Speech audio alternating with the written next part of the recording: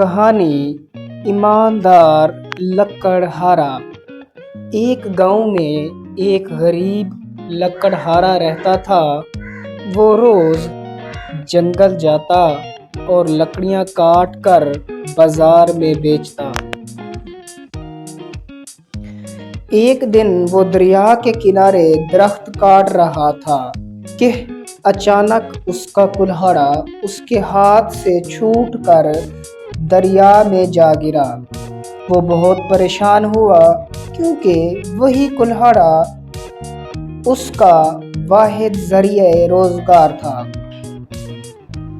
अचानक दरिया से एक फरिश्ता नमूदार हुई। उसने पूछा, तुम क्यों रो रहे हो? लकड़हारे ने सारी बात सच सच बता दी। फरिश्ता दरिया में गई और एक सोने का कुल्हाड़ा लेकर आई। क्या ये तुम्हारा है? लकड़हारे ने कहा, नहीं, ये मेरा नहीं है। फिर फरिश्ता एक चांदी का कुल्हाड़ा लाई। क्या ये तुम्हारा है? उसने फिर इनकार किया। आखिरकार फरिश्ता उसका लोहे का कुल्हाड़ा लाई।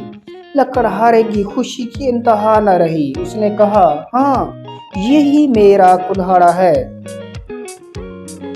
फरिश्ता उसकी ईमानदारी से बहुत खुश हुई और इनाम के तौर पर उसे तीनों कुल्हाड़े दे दिए।